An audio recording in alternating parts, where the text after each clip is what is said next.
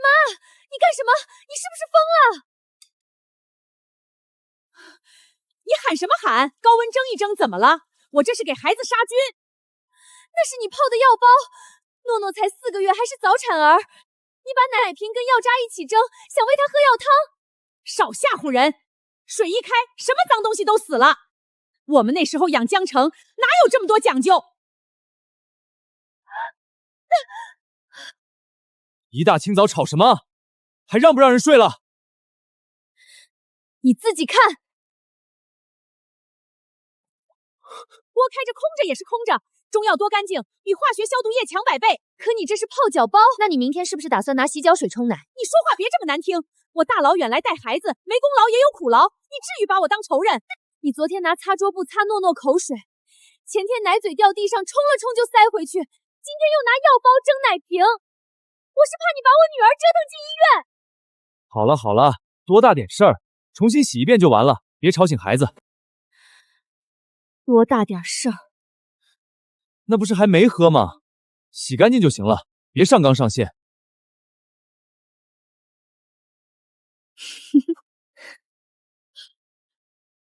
你疯了！这些东西多少钱你知道吗？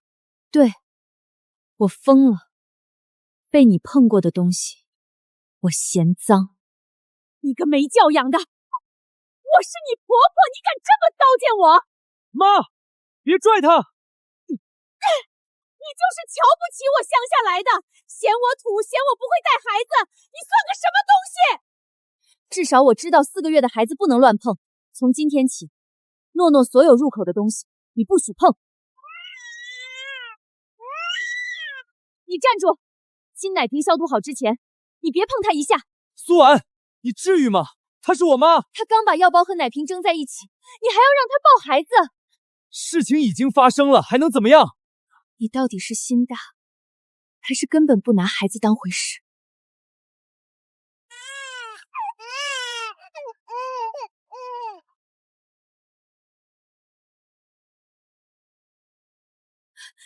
这奶谁冲的？我冲的。怎么了？孩子哭得撕心裂肺，我总不能眼睁睁看着。你用什么水冲的？饮水机热水啊，还能用什么？多少度？我哪知道多少度，摸着不烫嘴不就行了，哪有那么多讲究？奶粉放了几勺？就看着差不多呗，多一口少一口能怎么样？冲完摇过没有？奶粉冲开不就得了，摇它干什么？多此一举。妈，你没按说明来啊？奶粉罐上都写了比例和水温的。说明？你们一天到晚就知道说明，孩子都哭成那样了，我先垫2口怎么了？再说我也别喂进去。备着。要是我晚醒20分钟，这瓶温度不对、比例不对的奶就进诺诺肚子里了。苏婉，你先别急，妈也是好心。别再说她是好心，她的好心要是让我女儿承担后果，这份好心我不要。你这是什么话？我这个奶奶还能害她不成？你现在就在害她，只是你自己不承认。你听听她说的是人话吗？我辛辛苦苦伺候你们，结果她把我当仇人，我还不如回老家。你少说2句行不行？妈都这样了，你非得逼她。糟了，今天是产假回归后第1次核心项目晨会。苏婉，9点前不到会议室，这个项目你别碰了。你们今天不是定负责人吗？你还知道？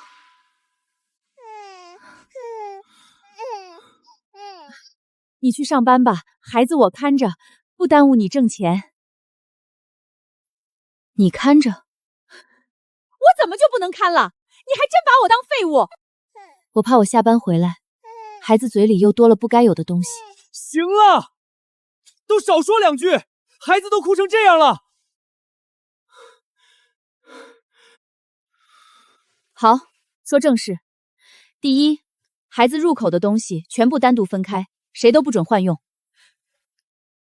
第二，配方奶必须按克数按水温冲，不会就别碰。第三，没我允许，不准喂任何额外的东西。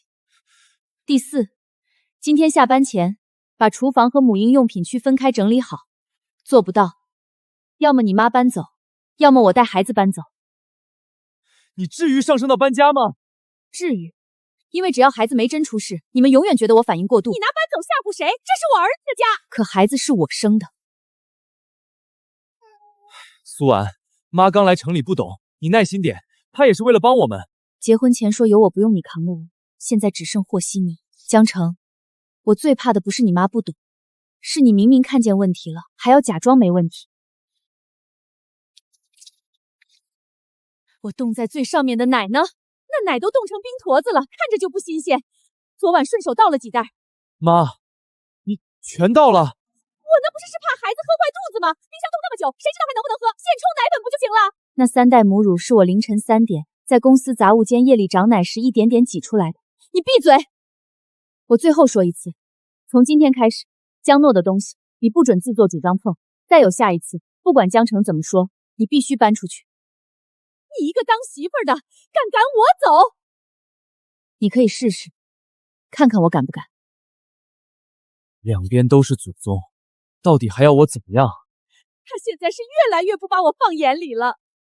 妈，你以后别碰那些奶了，也别乱弄孩子的东西。他现在压力本来就大。我压力不大，我给你们带孩子、做饭、收拾家，结果他张嘴闭嘴嫌我脏、嫌我土。他是不是仗着挣得多压我一头？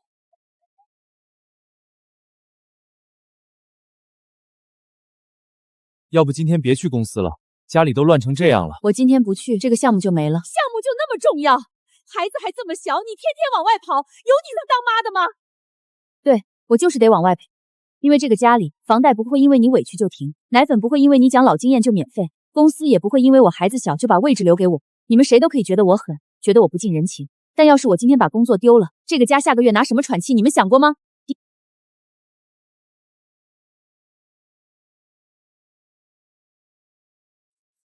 原来谁都没有退路。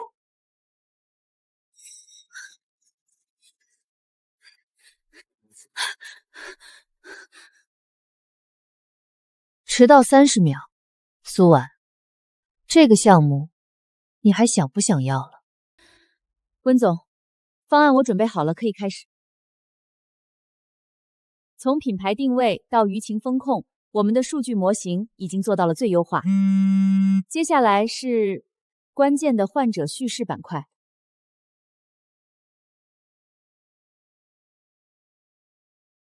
苏总监思路很清晰，比我们预想的更落地。方案是不错，但执行端能不能跟上，还要打个问号。苏婉，你方案能力我不怀疑，但你最大的问题不是专业，是不稳定。温总，我今天没迟到，也没有讲崩。是你今天没崩，可你讲最关键一页的时候，手机震了2次，客户也看见。你能不能扛住6个月的项目，不是看你今天讲的好不好，是看你能不能随时在线。瑞恒要跑3个城市，7场路演，一堆临时危机公关。你家里现在这状态，你确定能跟到底？我可以，我给你2个选择：第一，继续争项目，但你要拿出稳定的后方方案；第二，退一步做内容支持，执行交给夏雨。如果我不退呢？那你就证明你家里那团火烧不到公司来。苏婉姐，别太紧张，温总说话直，也不一定都是坏事。有事说事。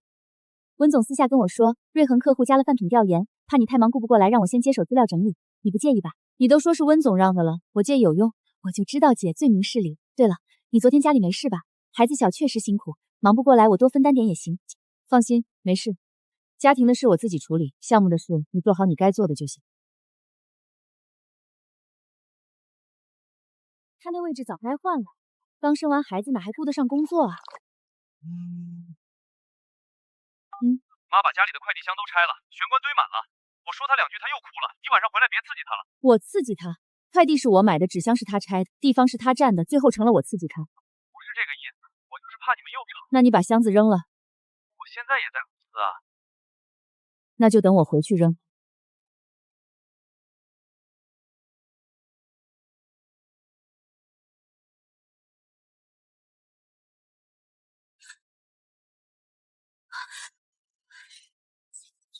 你回来的正好，这几个箱子我都给你留着了，大的装冬天衣服，小的收玩具，盒子洗洗还能装冰袋备奶。这些东西谁让你留的？这么好的箱子扔了多可惜！你不是总说家里东西多没地方放吗？我问你，谁让让你留的？苏婉，你先别急，妈也是。你闭嘴！你干什么？你放下！扔掉！你敢？你看我敢不敢？别碰他！我连抱一下都不行了是吧？行，你自己抱。江城，你看看他，这日子还怎么过？都别吵了，先哄孩子行不行？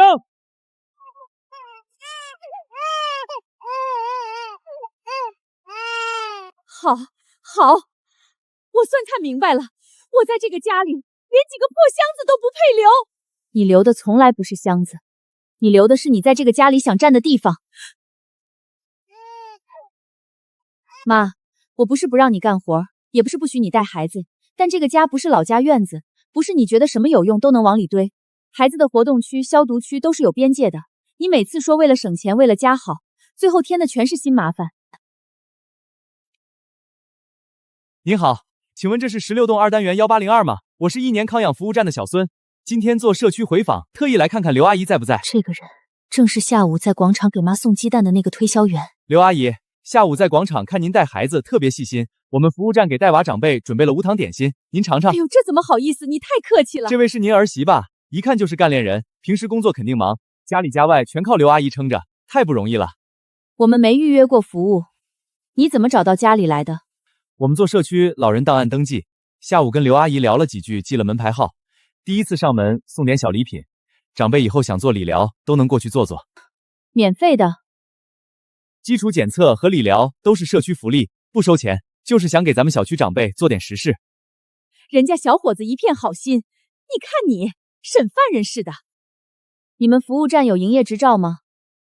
资质在哪儿能查？都有的，都贴在服务站墙上。阿姨明天过去看看就知道了，环境特别好。阿姨，明天上午站点有免费血压检测，您要是有空就过去，我给您留个位置。你看你，人家好心上门，你摆那张脸给谁看？无事献殷勤，非奸即盗，以后别随便跟陌生人搭话，也别收人家东西。什么道不道的，难听死了！人家是正规单位，你就是防备心太重，看谁都像坏人。明天我开1天会，妈要是想出门，你盯着点，别什么乱七八糟的地方都去。我又不是3岁小孩，用得着你们盯着？我在老家县城逛了一辈子，还能是骗了不成？妈，苏婉也是担心你。担心我就是咒我被骗。苏婉，妈这几天情绪差，你别跟她较劲了。不就是一盒点心几个鸡蛋吗？人家做社区服务的能有什么坏心思？社区服务不会上门送点心，更不会追着老人留门号码。江城，你能不能别总觉得我小题大做？那不然呢？人家还能是骗子？家里已经够乱了，你能不能别什么都往最坏处想？只要他不添乱子，你就不能顺他2句？温岚半小时前发消息，瑞恒客户明天临时加会，要听公益板块补充方案，主负责人必须到场。什么人都不信，就他懂。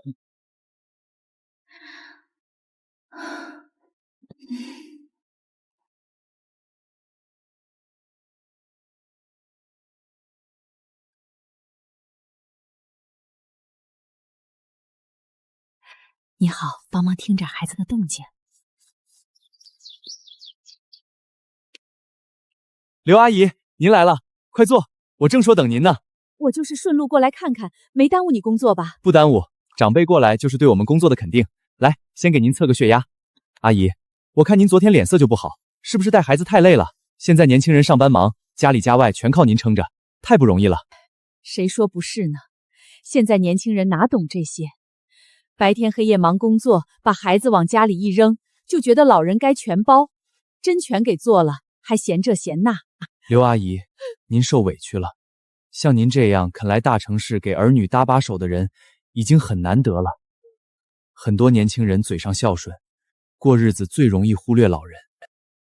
我这辈子什么苦都吃过，最扎心的不是干活累，而是自己的付出在苏婉眼里全是笑话。孙经理，你说现在年轻媳妇儿是不是都这样？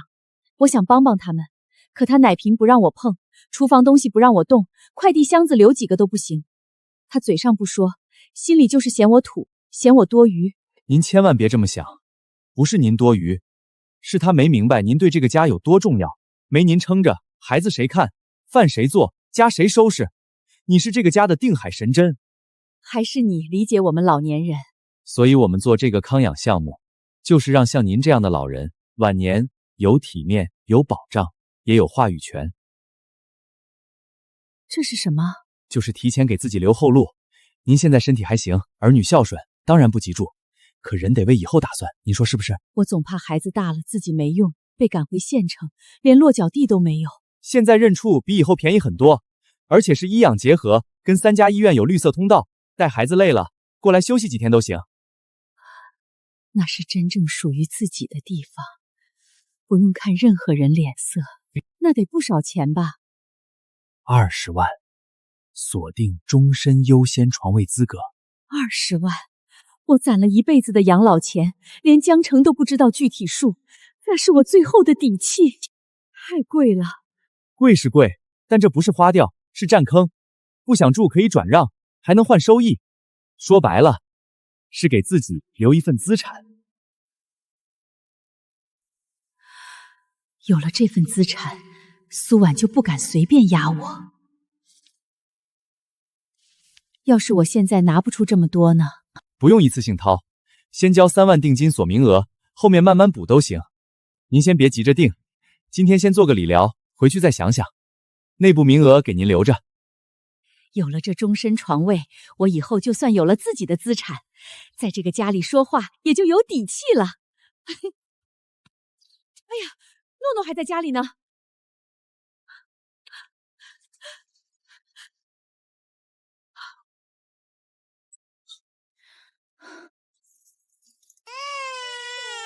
孩子怎么一个人？刘桂兰不在家。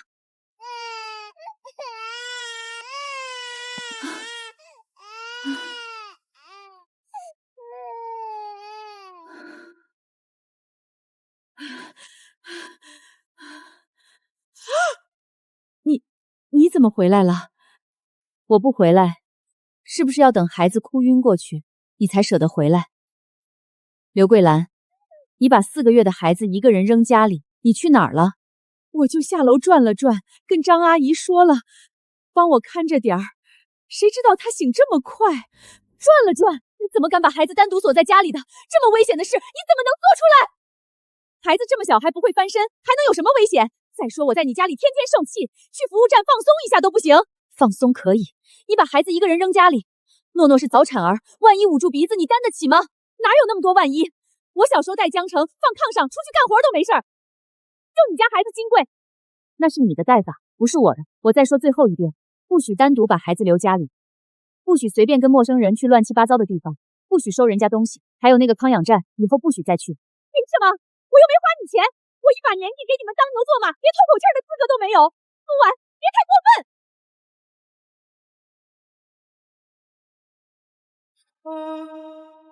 又怎么了？好好的怎么又吵起来了？他把诺诺一个人扔家里，自己跑出去做理疗，那地方干什么的我们都不知道。万一出点事儿怎么办？能出什么事儿？人家是正规服务站，就你整天疑神疑鬼，看谁都像骗子。好了好了，妈，以后出门跟苏婉说一声，别把孩子一个人放家里。苏婉你也是，妈就是出去转转，别上纲上线。这是转不转的问题吗？这是安全问题，孩子安全是底线。他今天能扔家里去做理疗，明天就能带孩子去陌生地方，后天就能信人家的话买乱七八糟的东西。你少咒我！我看你就是巴不得我被骗，好证明你全罪。我没那闲工夫。总之，那个服务站不许再去。你要是非去，这个孩子你就别带了，我自己想办法。我辛辛苦苦伺候你们，结果就落得这么个下场，你还有良心啊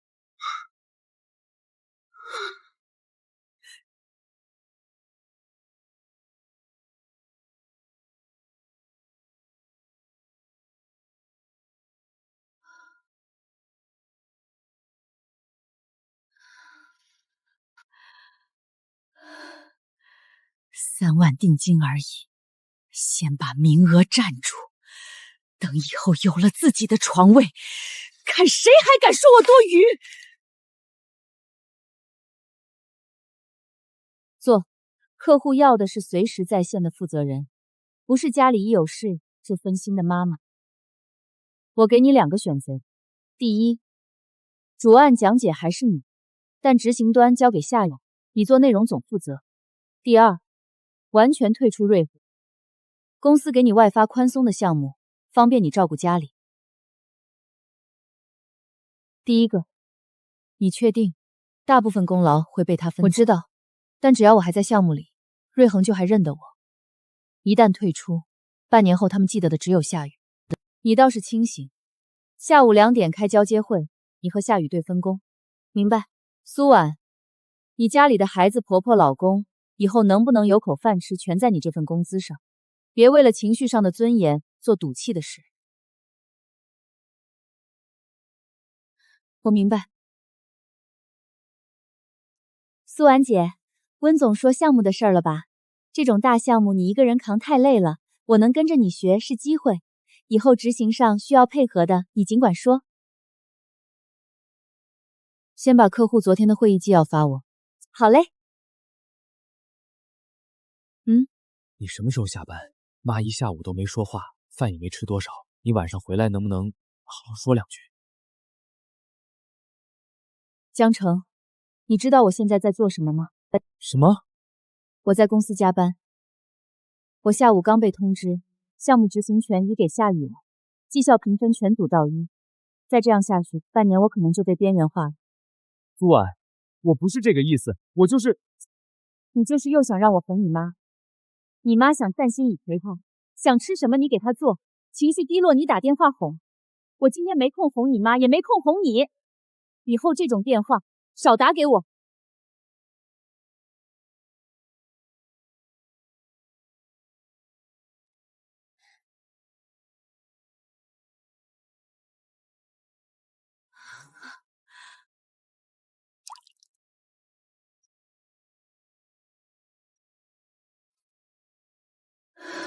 您好，我想请一位住家育婴师，要有早产儿护理经验，下周能上岗的那种。钱不是问题，最重要是专业，守规矩。苏女士您好，我是陈秀芳，之前跟您通过电话。陈秀芳，专业育婴师，12年早产儿护理经验。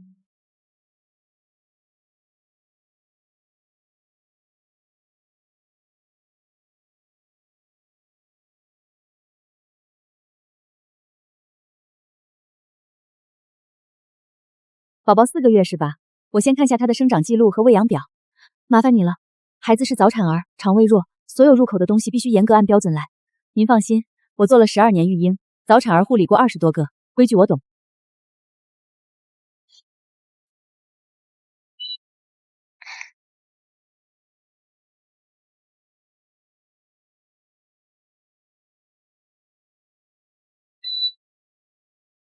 这是嫌弃我带不好孩子，彻底把我架空了。阿姨，按说明来，4勺120毫升水，水温45度。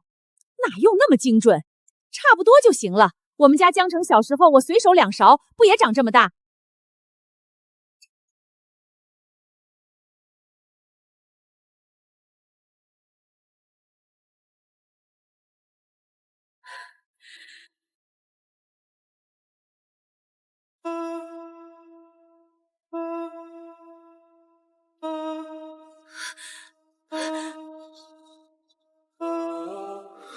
真请了啊？不然呢？等着哪天孩子真被喂出问题再请。妈虽然有时候不注意，但也没坏心。再说请个育婴师，1个月1万多，咱们房贷车贷压力本来就大，这不浪费钱吗？浪费钱？孩子进1次医院，花的钱比这个多10倍。你觉得1个月1万多贵，还是孩子住院贵？我不是那个意思。这个钱我出得起，也必须出。陈阿姨在1天，孩子就安全1天。你要是觉得浪费，就去跟你妈说，让她严格按我规矩来。做得到我立刻辞了陈阿姨，做不到就别废话。行吧，行吧，你说了算。阿姨，帮忙看2分钟孩子。阿姨，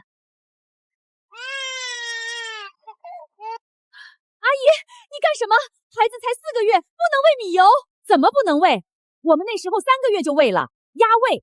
你看他总吐奶，就是肚子里没识货。不行，绝对不行。苏女士交代过，6个月之前除了母乳和配方奶，什么都不能喂。孩子肠胃弱，为了容易过敏、消化不良，什么过敏不过敏，就是你们讲究多。我是孩子亲奶奶，我还能害他不成？你一个拿钱干活的，管得还挺宽。阿姨，我拿了工资就得对孩子负责。您要是觉得不对，可以跟苏女士说，但当着我的面，我不能让您乱喂。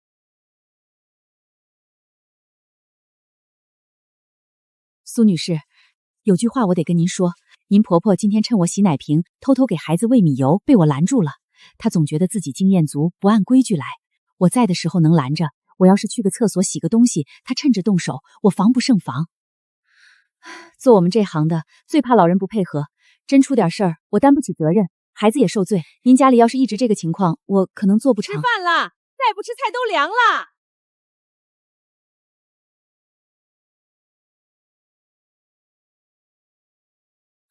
陈阿姨从不会在我开会时连环轰炸，除非家里真出事了。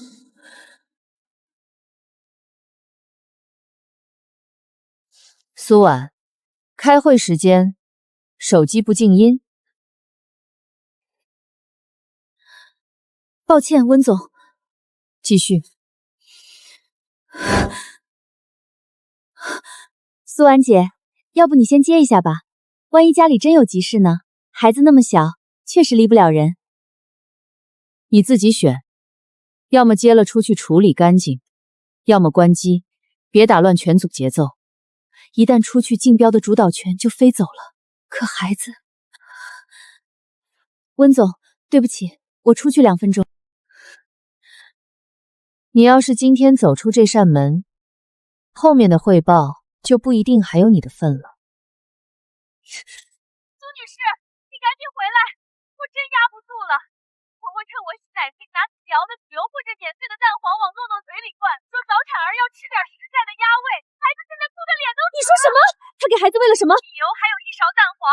我抢下来以后，他非说我想饿死孩子，还把辅食碗摔了。你赶紧回来吧，再晚一点，我怕他又乱来。你先别让他再碰孩子，我马上回去。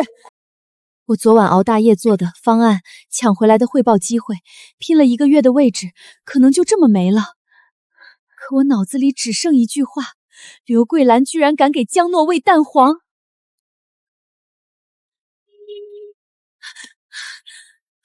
师傅，中海云迪，麻烦快点，我孩子出事了。瑞恒项目后半程，夏雨接讲，你自己想清楚。家庭问题，公司不会替你买单。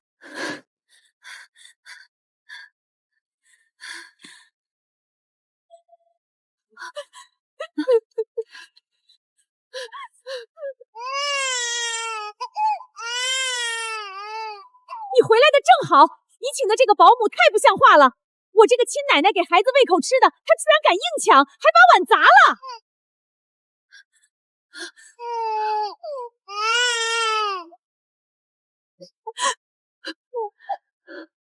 刘桂兰，你到底给他喂了多少？就喂了点米油和半个蛋黄，怎么了？他吃奶老吐，肯定就是肚子里没压住，吃点实在的怎么了？他才4个月，连辅食添加月龄都没到，你给他喂蛋黄，你想过敏还是窒息？少拿那些书上的东西压我，孩子哭成那样，我这个当奶奶的还能眼睁睁看着？你花1万多请这个人回来，只会拿本子指挥我，孩子饿了都不让夹一口。刘阿姨，你别拿江城小时候说事了，刚才那1勺蛋黄差点呛到孩子，我去掰他嘴的时候，他脸都憋紫了。你胡说八道，就使你故意吓唬人，你就是怕我会带孩子抢了你饭碗。我抢你饭碗，我至少不会拿4个月的孩子试偏方。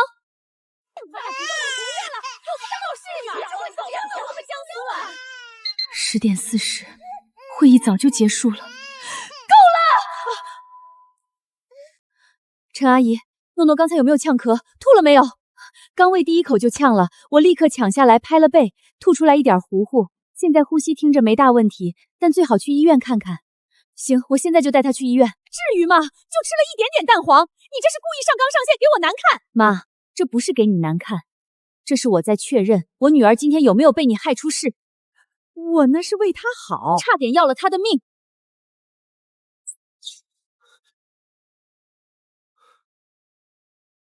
这又怎么了？你妈拿米油和蛋黄喂4个月的孩子，还差点呛到，我拦着她，差点跟我打起来。妈，你喂他蛋黄了？我就喂了一点点，孩子哭那么厉害，我这个奶奶能干看着吗？你怎么能乱喂？好啊，你们都来怪我，我辛辛苦苦带孩子，到头来我成罪人了是吧？妈，现在不是说这个的时候。诺诺到底怎么样？先去医院。陈阿姨，麻烦你跟我一起去。行，我拿包。你把孩子给我，我来抱。你就是故意把事情闹大。你别碰他。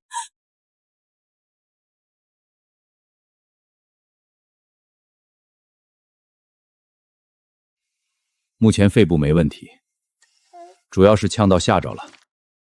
但4个月加时太早，还是蛋黄这种高过敏的。接下来24小时密切观察，起疹子、呕吐、呼吸急促，立刻回来。家属以后不要乱喂，早产儿肠胃更弱，不能拿老经验套。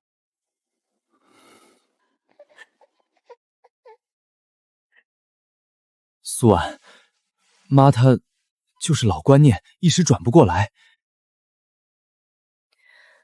江城，你知道你最大的问题是什么吗？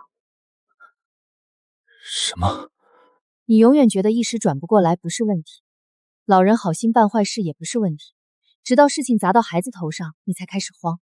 今天是蛋黄，明天是什么？你是不是非要等孩子真住进医院，才肯承认你妈不适合单独带他？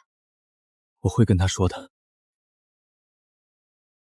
你早上也说，前天也说，上星期也说，你哪次真让他停过？苏女士，这活儿我做不了了。你们家这个情况，不是请个育婴师就能压住的。只要老人还觉得他那套比科学有用，只要男主人每次都想和稀泥，出事就是迟早的。你是个明白人，但你这个家现在没人真站在你这边。我明白了。苏婉，要不陈阿姨就别请了吧。妈也知道错了，以后肯定注意。1个月1万多确实不是小数目，妈亲自带总比外人上心。江城，你到现在还觉得问题是陈阿姨走不走？不然呢？问题是你永远在和稀泥，永远大事化小。孩子差点呛到，你想的不是杜绝，是省钱，让你妈舒服。你到底是孩子的爸，还是只是你妈的儿子？你这话就过分了，我难道不担心孩子吗？可事情已经发生了，总不能逼死我妈吧？她都这么大年纪了。我没逼他，我只是在给孩子立安全底线。你要是觉得我过分，那行，这个家要么按我的规矩来，要么我带孩子走。你能不能别一吵架就拿走出事？因为只有这句话，你才听得进去。不然你永远觉得我只是在闹脾气。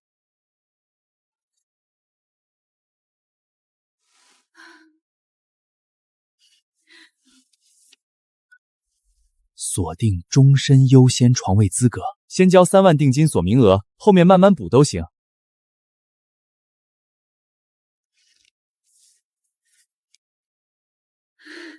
明天就去把这定金交了。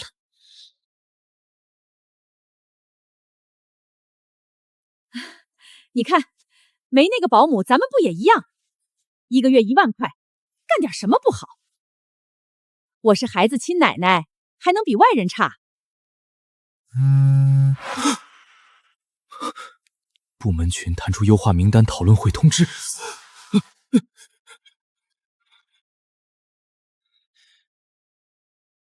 妈，我去公司开个会，你看好孩子。去吧去吧，家里有我呢。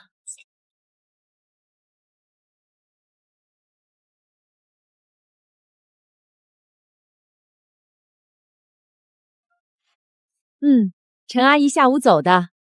你放心，孩子不哭不闹的，以后不用花冤枉钱了。妈，我再说最后一次，孩子喂养必须按我写的表来，不许喂额外的东西，不许私自加辅食。知道了知道了，都说800遍了，我是他奶奶还能害他？你安心上班。哼。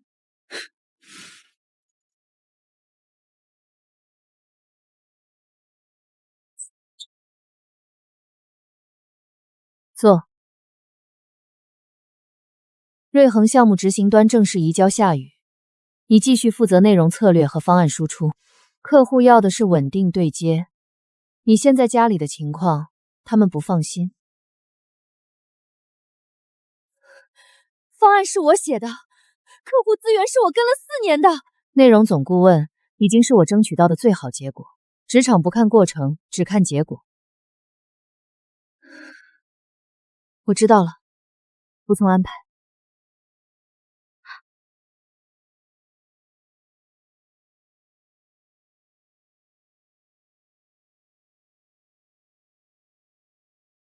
苏婉姐，真不好意思，温总说项目对接多，需要离办公室近的位置，我本来不想搬的。没事，工作需要而已。以后执行上有问题，我还得多多请教你。你经验丰富，可得多带我。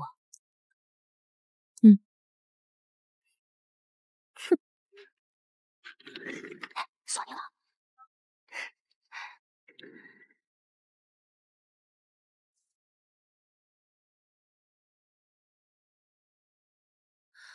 不能退，项目必须抢回来，收入绝对不能降。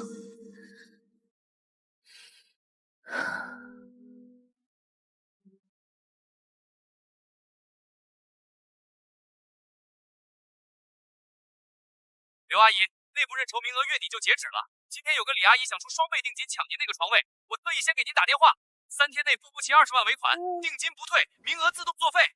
别，名额给我留着，我要。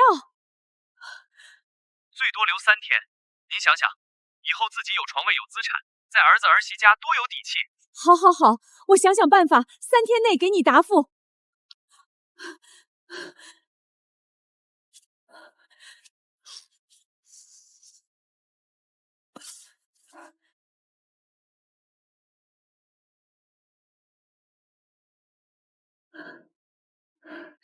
以后自己有床位有资产，在儿子儿媳家多有底气。刘阿姨，您可来了！李阿姨刚还打电话问，说下午过来交钱。您再晚一步，名额真没了。我交全款。哎，好嘞，我带您去办手续，签了字交了钱，终身床位就妥妥是您的了。以后升职转让全由您说了算。请。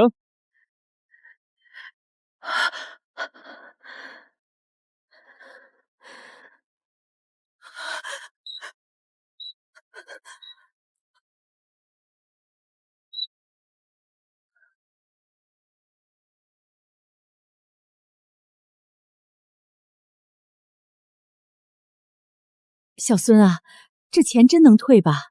那当然，您随时想退，随时找我。这床位明年至少涨5万，您躺着都赚钱。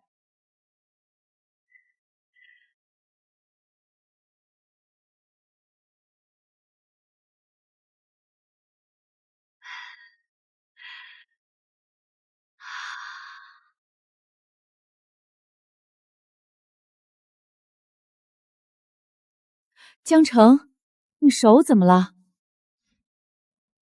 没事，今天敲了1天键盘，手有点麻。江城，你明天去医院挂个神经内科看看，这手抖不是1天2天了。不用，就是累的。现在公司优化名单没下来，我哪敢请假？工作重要还是身体重要？真等严重了就晚了。明天必须去。哎呀，我说了不用，我自己身体我清楚。就是，年轻人上班哪有不累的？医院没病都能查出病来，别去，我明天给你炖药膳汤补补就好了。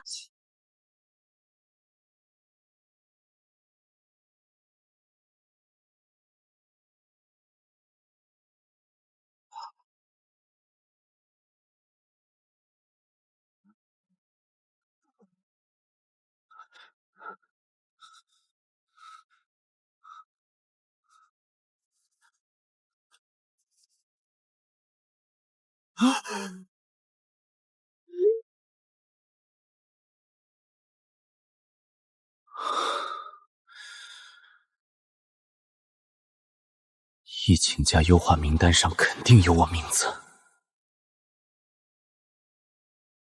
昨天让你做的绩效表呢？下午开会要用。马上好，郑总。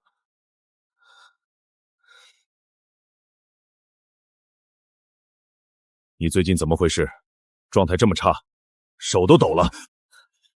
没事，郑总，昨晚没睡好，我尽快做完。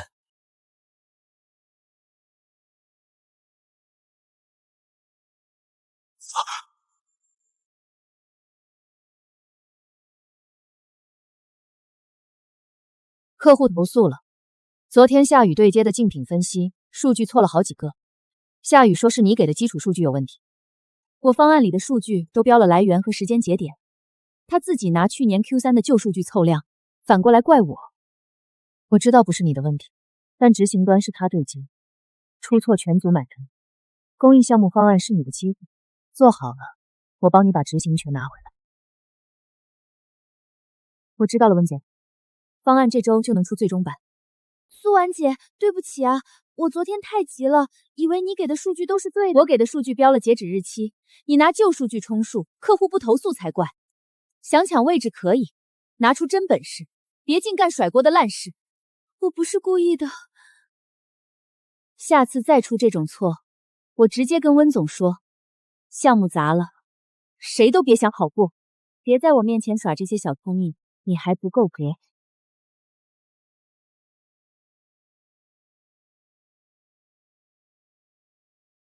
医院检查报告出来了吗？明天部门有重要会议，走不开，改天再说吧。改天改到什么时候？手抖、头晕、眼前发嗨，都是脑血管的问题，真出事就是大事。能有什么大事？我年轻力壮的，就是累的，就是累的。等忙完这阵儿，我自己就去了，不用你催。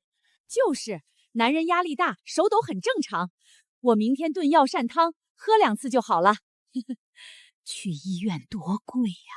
行，你们不去是吧？随便你们。真出了事，别后悔。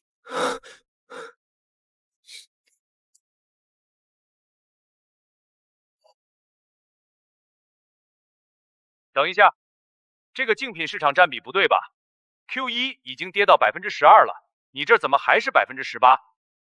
啊，这个数据是苏婉姐方案里给的基础数据，我直接用了，可能是姐那边没更新。我方案里的数据标了是2024年 Q3 的历史数据，备注了需更新至最新季度。夏雨，你没看备注？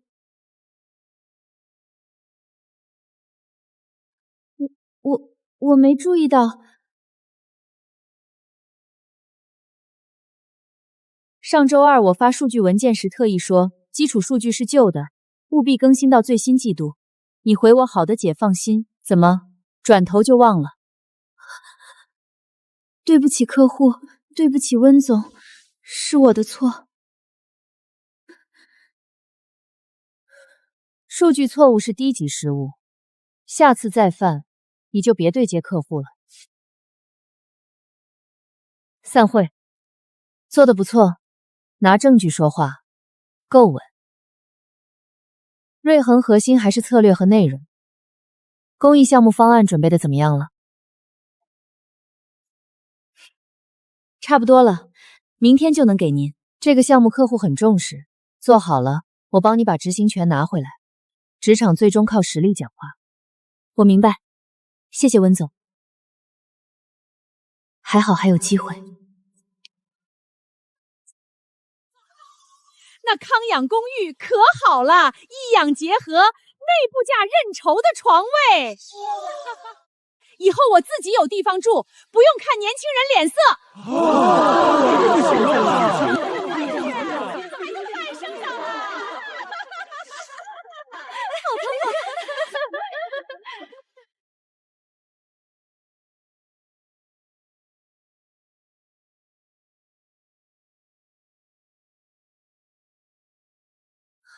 妈，你跟小区老人说你买了康养床位，那个服务站不靠谱，你没交钱吧？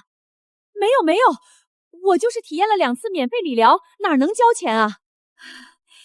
你放心，我心里有数。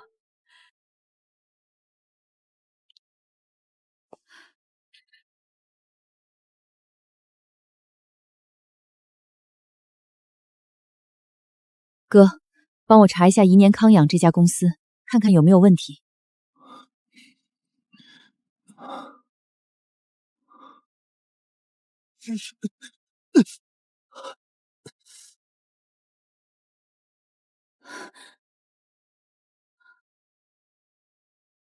怎么了？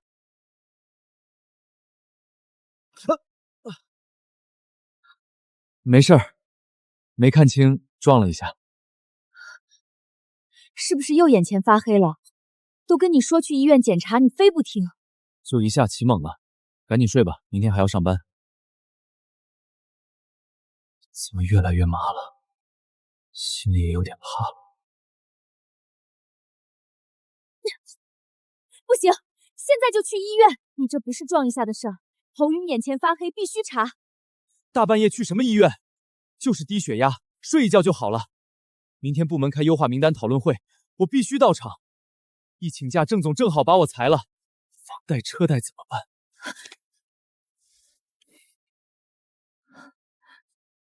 工作没了可以再找，身体没了怎么办？现在工作哪那么好找？再撑撑，等优化风波过去，我就去检查，行吗？行，但你答应我，明天开完会立刻去医院。好，我答应你。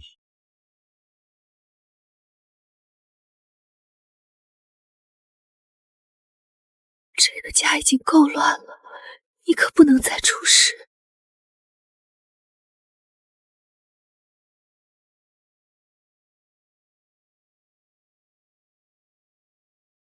这次优化是总部要求，咱们部门2个名额，最终名单结合绩效考勤，岗位不可替代性评定，第一批下周5公布。这段时间谁掉链子，谁就走。最近状态这么差，出错率又高，郑总本来就对我有意见，这下完了。你最近状态不对，我知道你家里事多，但职场就是职场上，你要是跟不上，不如主动调去运维支持岗，钱少点但稳。真滑进优化名单，你这个年纪再找工作难。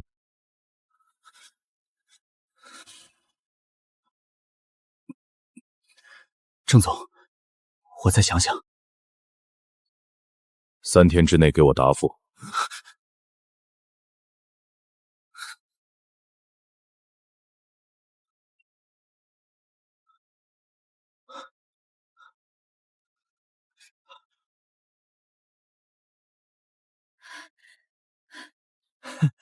刘阿姨，您怎么来了？是不是哪儿不舒服？小孙啊，我儿子最近上班累，脸色差，你见多识广，有没有补气血的偏方？江先生这是操劳过度，正好我们服务站跟老中医合作了药膳方子，纯天然药材炖汤，特别管用。这包您先拿着，回去炖鸡放进去，连喝3天气色就上来。内部福利不收钱，您试试好用再跟我说。小孙，你真是好孩子，比我儿媳都贴心。阿姨，您别这么说，苏女士也是忙工作，您回去试试，好用我再给您拿。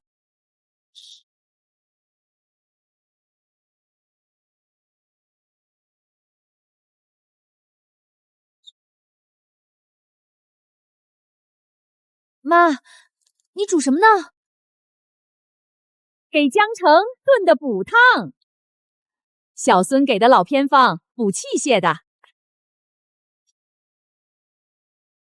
孙浩给的，你知不知道这是什么药材就往里放？人家老中医配的，江城最近脸色那么差，再补补身体垮了怎么办？这汤不能喝，不明来源的药材，他现在身体本来就不对劲，喝了出问题，谁负责？你干什么？我炖了1下午，你说到就到。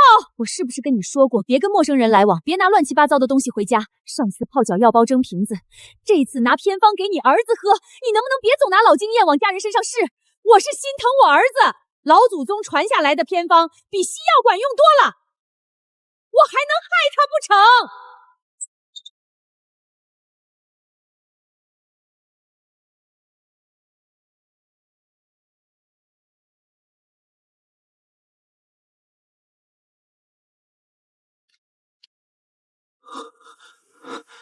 又怎么了？妈炖了补汤，我让她别乱给你喝。江城，妈给你补补身子有错吗？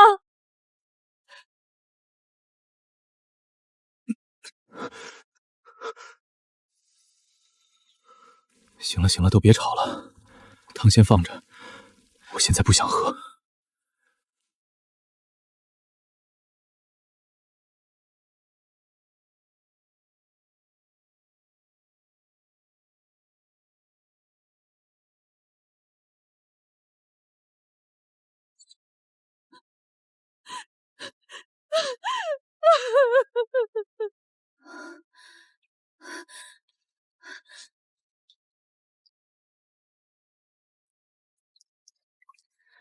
备注康小孙的号码，一周竟然通了8次电话，最长一次40多分钟。你翻我手机干什么？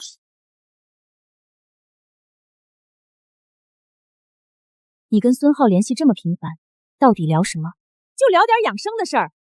人家免费给老人测血压、做理疗，我去做怎么了？小孙人特别好，比你强多了。哼，免费。世上没有白吃的午餐，他送鸡蛋做理疗给药材，图什么？人家就是做社区公益，哪像你想的那么坏。我跟你说清楚，这种打着康养旗号的服务站，10个9个骗钱，先送东西拉近距离，再卖床位卖理财，专骗你们手里有积蓄的老人。你别瞎说，人家有正经店面，那么多老人都去，怎么就骗我？我看你就是见不得我出去交朋友。我最后说一次，不许再去那个服务站，不许再跟孙浩联系。身体不舒服，我带你去正规医院，别去那种地方瞎折腾。我就去。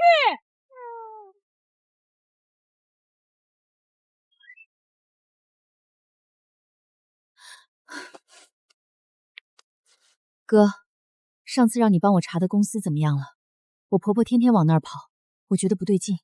工商注册是正常咨询公司，经营范围有健康咨询，没查到行政处罚和投诉。目前看没硬伤，多盯着老人，别掏钱就行。也许是我太敏感了。温岚说这是翻盘的机会，夏雨也在盯着，我必须拿下来。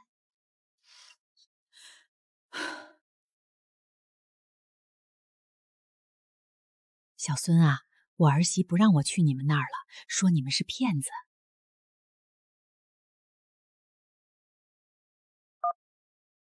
阿姨，没关系，清者自清。您不方便过来，我有空上门给您测血压也行。千万别跟苏女士置气，她也是关心您。小孙这孩子多懂事，苏婉就是太强势，太不近人情了。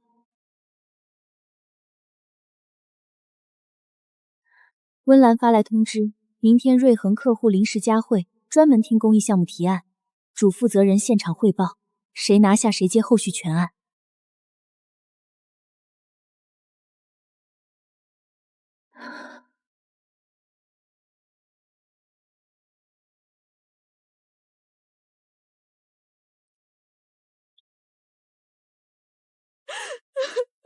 我们计划拍10条患者纪实短片，用真实苦难打动大众，打出瑞恒的人文关怀。这个方向情感浓度高，很容易出爆点。周小姐，你这个方案说白了就是消费患者苦难啊！医疗品牌最忌讳卖惨，患者已经够难了，还要扒开伤口换流量，这不叫人文关怀，叫吸血。瑞恒要的是可信、专业，不是眼泪和同情。这个方向不行。苏婉，说说你的想法。李总监，我先问您一个问题：患者选择医疗机构最核心的诉求是什么？当然是能看好病，是信，相信医生专业，相信机构规范，相信把自己交下去是安全的。尤其高端私立医疗，用户最缺的不是钱，是信任感。我的方案不卖惨不煽情，拍3个普通患者的完整就诊故事，早产儿家长的忐忑，慢性病老人的复检日常，术后康复者的生活改变，不拍眼泪，拍规范流程，专业医护，患者出院时舒展的眉头。传播上不搞情绪营销，联动3家医生做科普，社区做免费筛查，落地患者互助社群，让用户提到瑞恒，想到的不是可怜，是靠谱。就这个方向，苏总监，这个思路踩得太准了。后续这个项目，我希望由苏总监全程主对接。没问题，李总监放心。可以啊，我还以为你家里事多，状态跟不上了。工作是工作，家里是家里，我不会把情绪带到项目上。瑞恒公益项目交给你牵头，执行团队你自己挑，预算批最高档，能不能把执行权彻底拿回来，就看这一仗。我知道。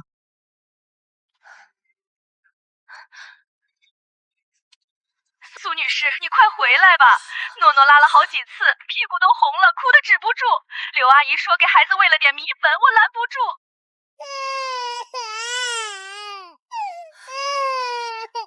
到底怎么回事？我看他老饿，奶粉喝一会儿就哭，就磨了点米粉冲给他喝。我们那时候满月就喂米汤，谁知道他这么娇气。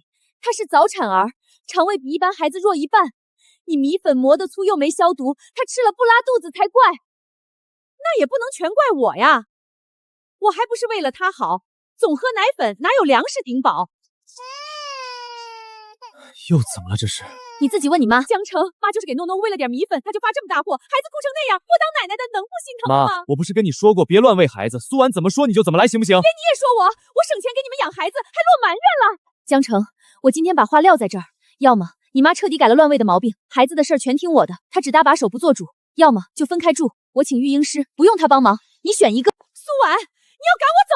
我不是赶你走，我是怕你再这么喂下去，哪天把孩子喂进医院，我担不起风险。苏婉，你别冲动，妈以后肯定改，行不行？我听过太多次以后改了，给你3天时间考虑。3天之后，要么他改，要么我带孩子搬。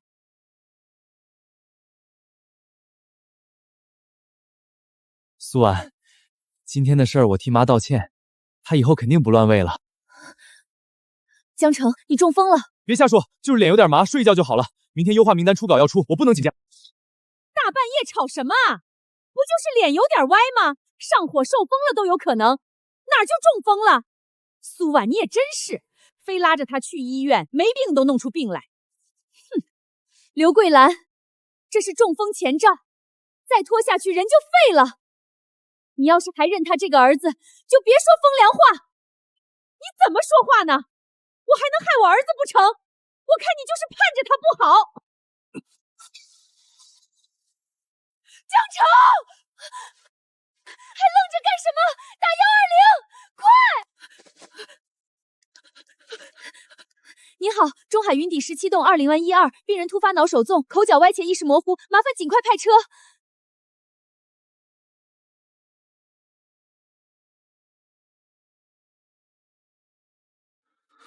右侧肢体肌力下降，面部不对称，意识嗜睡，高度怀疑急性脑卒中。家属，病人有没有高血压、糖尿病史？以前没查出来过，但最近一直头晕手抖。先送3院最终中心，路上做心电图，到院立刻拍 CT。家属跟车一个。我跟车。那孩子怎么办？你在家看孩子，奶粉在消毒柜第2层，恒温壶45度，一次喂120，不许喂任何别的东西，听见没有？听见了，听见了。苏婉，我在呢，别说话，医生看了再说。只要你没事，什么都好说。家属是吧？脑干基底动脉血栓，位置很深，面积不小。这个位置很凶险，负责呼吸循环意识的中枢都在这儿，必须立刻住院，进综增护病房，上抗凝溶霜。危险吗？说实话，挺危险的。溶栓效果不好的话，可能平摊吞咽障碍，甚至影响呼吸。你们家属要有心理准备。最好的办法是什么？立刻溶栓，24小时监护，观察再通情况。先去办住院手续，再交2万押金，提前有个准备。好，我知道了，谢谢医生。2万押金，后面还有源源不断的治疗费，还有房贷、车贷、孩子开销。只有我自己知道，每走一步心就往下沉一分。溶伤药已经用上了，接下来24小时是关键期。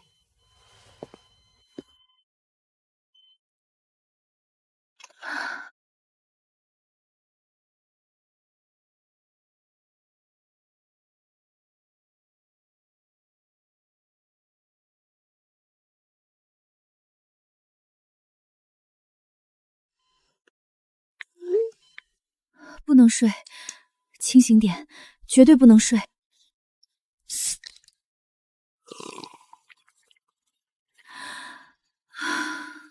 12床家属，病人短暂清醒了一下，问你在不在，可以进去看5分钟，别让他激动。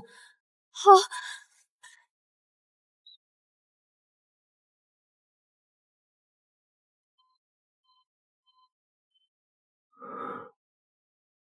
苏婉，我在。孩子在家挺好的，妈看着呢。妈，没闹吧？都这个时候了，醒过来第一句问孩子，第2句问妈闹没闹，从来没先问问自己怎么样。没闹，都好，你别想那么多，安心治病。家里有我呢。对不起，给你添麻烦了。别说这个，你好好治病，比什么都强。开始时间到了。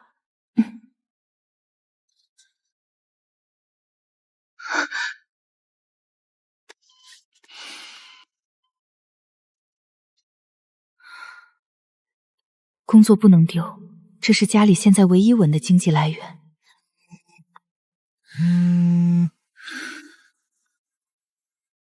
苏婉啊，江城怎么样了？我们都挺担心的。他大概什么时候能出院上班？你也知道，公司现在优化，每个岗都卡得紧，总不能一直空着吧？郑总，医疗期内公司不能随意解除劳动合同，这个您应该比我清楚。瞧你说的，我们就是问问情况。行，你们先治病，公司这边先安排人顶着。顶吧，想找人顶就找人顶，只要我不签字，谁也别想随便开了江城。苏婉，刚才派出所给我打电话，核实1年康养的事，说他们立案了。还是来了。派出所还说什么了？让你什么时候过去？让下午去做笔录，登记受害信息。苏婉，我就交了3万定金，没事儿吧？就3万？你没再交别的？没有啊，我哪有那么多钱？行，你把所有合同、收据、转账记录都找出来放好。我中午回去一趟，下午陪你去派出所。别害怕，也别自己瞎跑。总觉得不对劲，刘桂兰说话吞吞吐吐的，像是藏着事。可江城这边离不开人，只能等中午回去再看了。23万，大半辈子的积蓄就这么没了，以后可怎么办？等见了警察就说只交了3万，剩下的20万就当从没攒过，不能让儿子儿媳知道，不能再添乱。评估结果出来了，符合2次溶栓指征，同意就签字，先补交3万押金，后续住院加康复，保守估计还要5万以上。我签，钱我稍后就交，麻烦尽快安排治疗。好，10点半开始。原来人在医院，钱就是命。暂时稳住了，血栓溶开一部分，接下来24小时还是关键期，继续监护。谢谢医生。我想去服务站看看。不许去！人要是骗子，你过去有什么用？在家等着，我回去陪你去派出所。要是你再出点事儿，这个家就真撑不住了，听见没有？听见了。这可是23万啊！不亲眼看看，怎么都不甘心。就看一眼，死也得知道是怎么死的。孙浩，你也是交钱的会员吧？别等了，人都跑好几天了。前天晚上货车把电脑资料全拉走了，房东叫我来打死。孙浩经理呢？谁知道，电话都打不通。阿姨，您交了多少钱啊？赶紧去派出所登记吧。这2天来好几个老人了。23万，一辈子的积蓄没了。这是什么？20万。刘桂兰，你到底有多少事瞒着我？我不是故意的，小孙说不补齐20万名额就废，3万也不退。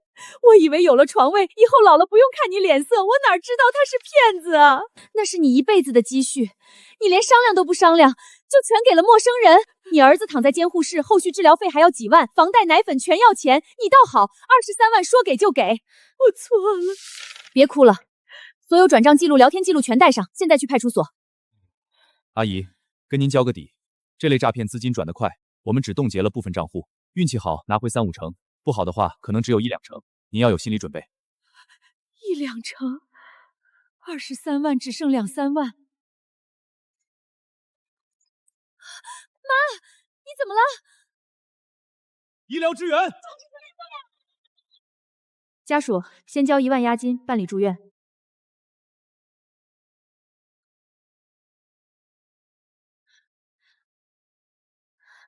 上午刚送完丈夫，下午又送婆婆，同一家医院，我到底做错了什么？不能倒下，我不能倒下！瑞恒客户终审会上午10点召开，不到场就彻底换人。去，两头跑也得去。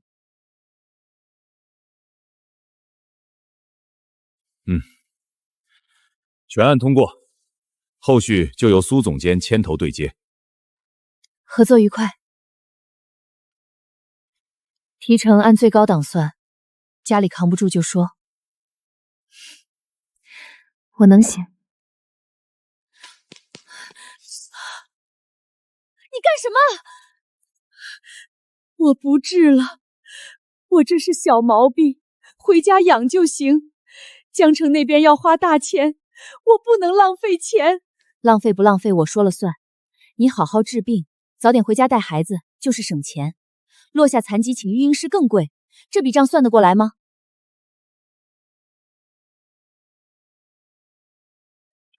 苏婉，江城情况稳定，下午可以转普通病房了，让家属来办一下手续。好的，罗医生，我马上过去办。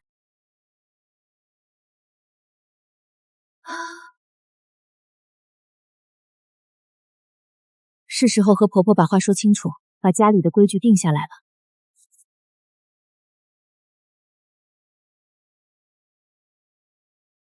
江城住院目前7万多，后续康复至少5万，已住院押金1万，后续还要2万，每月房贷车贷加家用固定5万。现在江城上不了班，每月3万缺口全靠我补。我从不知道家里1个月要花这么多钱。被骗的23万先按追不回算。从今天起3条规矩：第一，家里所有钱归我统一管，你的银行卡存折全交过来；第二，治病全听医生的，不许找偏方，不许私自出院；第三，任何大事先问我，再敢背着我往外掏钱，你就自己回老家。我都听你的，以前是我老糊涂，总觉得你针对我，以后我全听你安排，绝不给你添乱。苏婉，对不起，给你添麻烦了。不说这个，家里的事儿跟你说一下，你别激动。你住院前后7万8，后续还要5万康复费。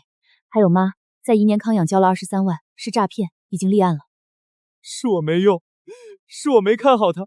我以前总觉得忍忍就过去了，没想到闹成这样。哭解决不了问题，钱没了可以慢慢赚。你现在最重要的是把身体养好，早点站起来。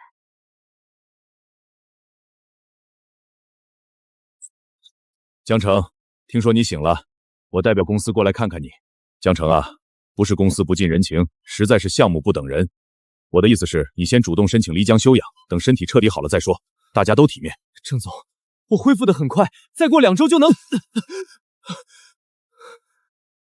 郑总，按劳动法，职工患病医疗期内，公司无权单方辞退，也不能强制调岗降薪。江城工龄8年，法定医疗期最少6个月。真要谈，让 HR 带正式文件来，口头劝人主动离岗不算正规流程。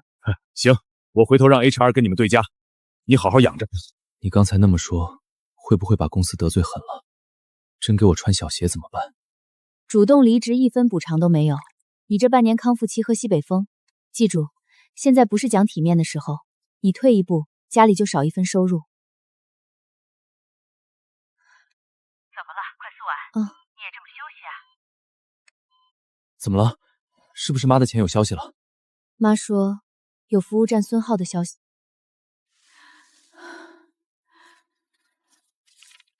要是能堵住人，把钱要回来，江城的医药费就有了，苏婉也不用那么拼了。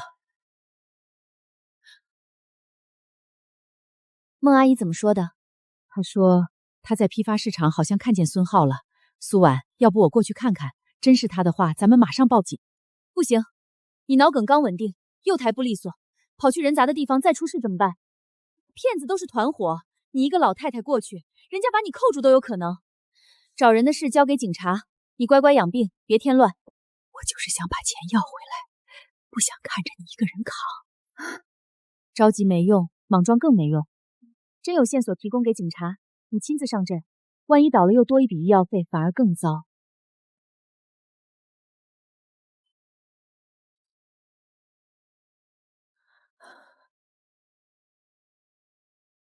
明天上午我去江城公司谈后续安排，中午过来陪江城吃饭。明天上午苏晚去公司，正好没人盯着。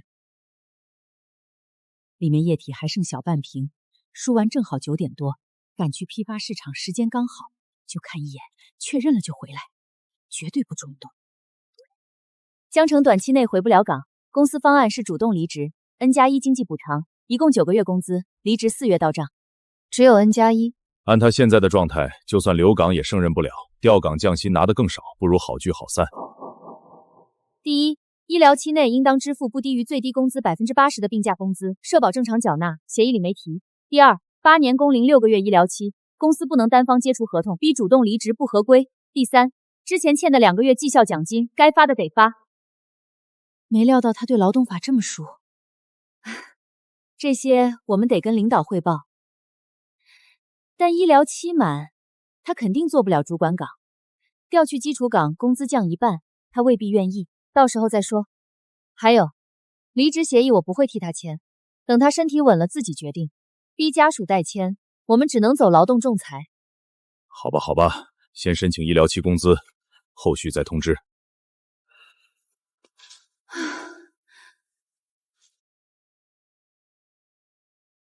苏婉，我出来买水果，马上回医院。医院楼下就有水果店，他跑哪儿去了？这老太太肯定又去找人去了。哥，麻烦你帮个忙，我妈偷偷跑去批发市场5号冷库找诈骗犯了。她脑梗刚恢复，身体不利索，我怕她去世。你先过去一趟，我现在打车赶过去。再等等，看清楚多少人在报警，不能让他们跑了。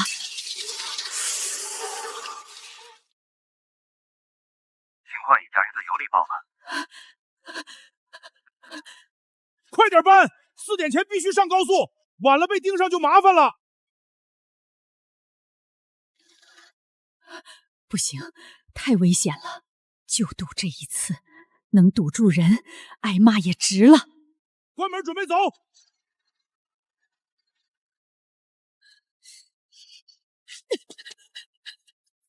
不能让他们跑了，不能让钱就这么没了。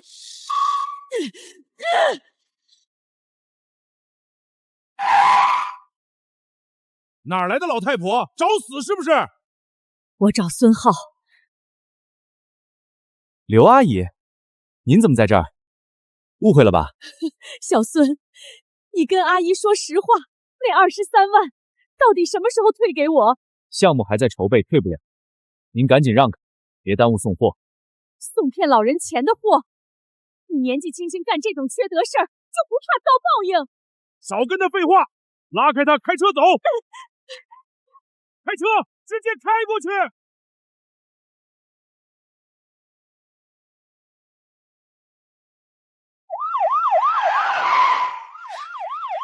别动，警察！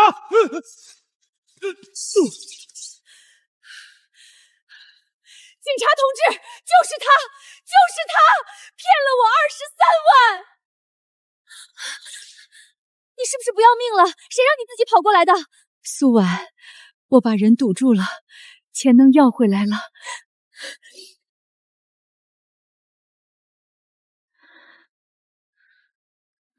阿姨胆子也太大了，刚脑梗恢复就去跟骗子对峙，再激动出事可不是躺几天能好的。骗子都要跑了，我不去拦着，钱就真没了。钱重要，命重要。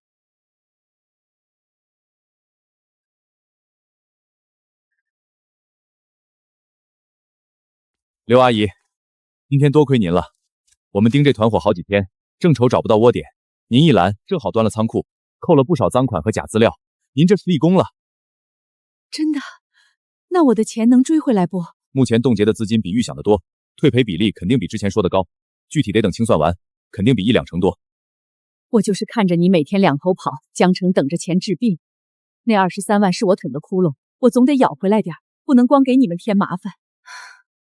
行了，别哭了，下次再敢私自跑这种地方，我就把你锁家里来，哪儿都不许去。听见了？苏婉，我以前是不是特别没用？以前家里有事，我总想着和稀泥，忍忍就过去了。妈乱喂孩子，我劝你别计较。妈被骗，我也没当回事。到最后出事的出事，被骗的被骗，全靠你一个人撑着。我这个丈夫儿子，当得太失败了。以前的事过去了，再追究对错也换不回时间。但以后这个家不能再像以前那样过。你说，我听。第一，孩子的事儿必须按科学来，不能由着妈的老观念。第二，家里钱统一管，大笔支出必须商量，不许私自做主。第三，遇到问题我们一起解决，你不许再躲，不许再和稀泥。还有，出院后好好做康复，钱的事儿我暂时能撑住，咱们俩一起赚钱还债。都听你的，苏婉，谢谢你。谢就不必了，等你好了多做家务多带孩子，比说谢谢有用。瑞恒项目第一笔提成课批下来了，明天到账，先结你燃眉之急。紧绷了这么久，终于有件像样的好事。奶奶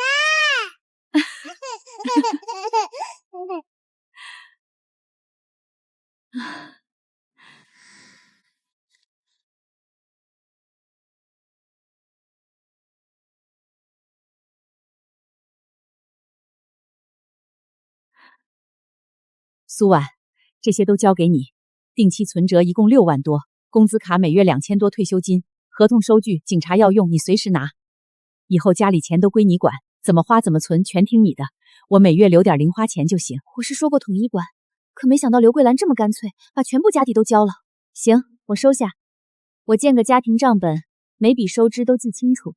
这笔钱先当备用金应急，退赔款下来再一起规划还债存钱。你管着我放心，你会算账比我强。平时想买点什么跟老姐妹逛逛，该花就花，不用省。只是大笔支出咱们商量着来，行吗？行，以后我再也不瞎做主了。咱们一家人好好过日子，一起还债。特意问了医生，能吃鱼肉补蛋白，油盐都少，你尝尝。我住院这1个多月，家里没变乱，反而更整洁，全靠苏婉一个人撑着。这段日子辛苦你了。一家人不说这些，好好吃饭，早点恢复。奶奶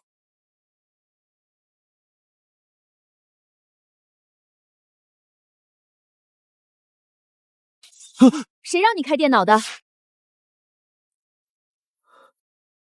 我就看看邮件。医生说不能长时间盯屏幕，要多休息。工作的事等复查完再说，现在首要任务是康复。可我总在家待着也不是事。我说了不急，你要是真闲不住，就看康复指粮，练上肢力量。赚钱的事有我呢。等身体再好点就偷偷投简历，绝不能一直靠苏婉养着。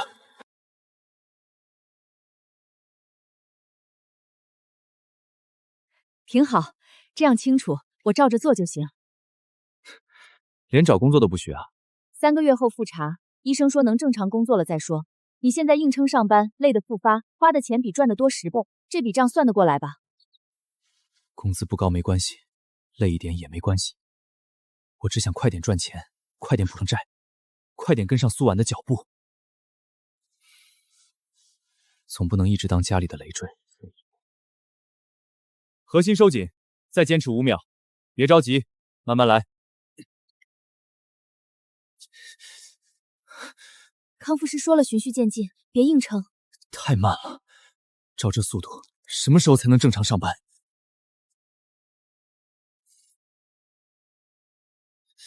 跟你说别逞强，软组织轻微拉伤，至少缓2天才能练。康复最忌急于求成，练坏了得不偿失。还没睡，我和朋友们聚了一下。朋友给你发统一定制的代驾马甲。江城，说实话，这个家光靠你一个人扛太累了。我晚上反正也睡不稳，跑2单多赚一点，早点把债还清。医生怎么嘱咐的？你刚刚结束的康复流程，恢复了身体，不能熬夜，不能劳累。你开夜车跑代驾，万一出点事儿，这个家再塌一次吗？我就跑2单近路，你看今天赚了162，我都挑小区周边的，开得特别慢，不会有事的。刘阿姨，你这是干嘛呢？你们家至于吗？是不是苏婉不给你零花钱，逼你出来捡破烂啊？不是，是我自己闲不住，跟他没关系。嗨，你就别替他遮掩了。儿媳妇再能干，哪有真心疼婆婆的？苏婉，你怎么回来了？我就捡这一个，捡完就回去。妈，我来接你回家。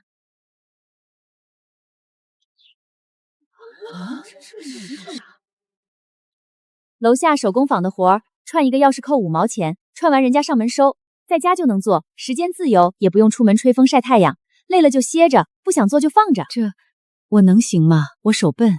简单的很，你右手慢慢串，没人催你。苏女士您好，第一批赃船款冻结完成，您家属的退赔金额大概9万元左右，近期就会到账。这笔钱专门还外债，加上之前攒的，还差2万多就能清完了。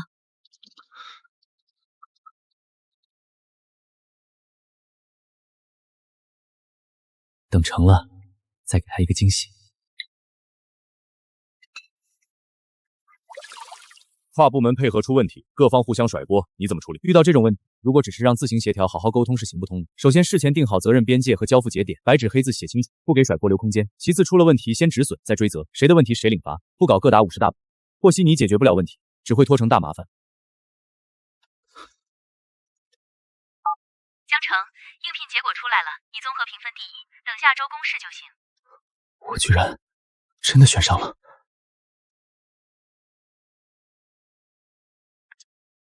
您好，提醒您下周2过来做脑梗术后1周年复查。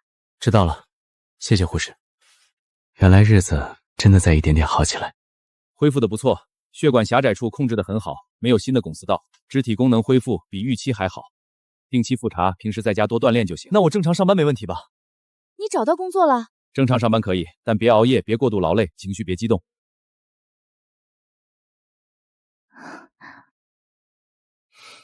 终于能和他一起扛了。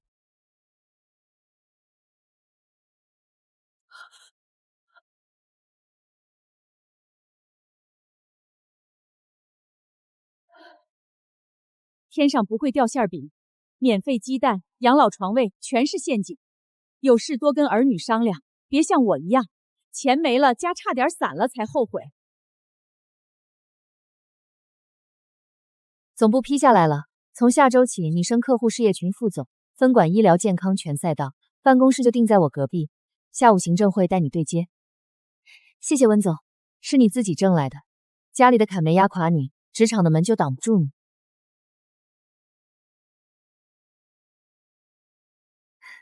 恭喜苏总。温总下午都给我发消息了，恭喜苏副总。哎呦，我们婉婉就是有本事，以前我就知道你能干，果然没看错人。不是我一个人的功劳，这一路是我们一家人一起扛过来的。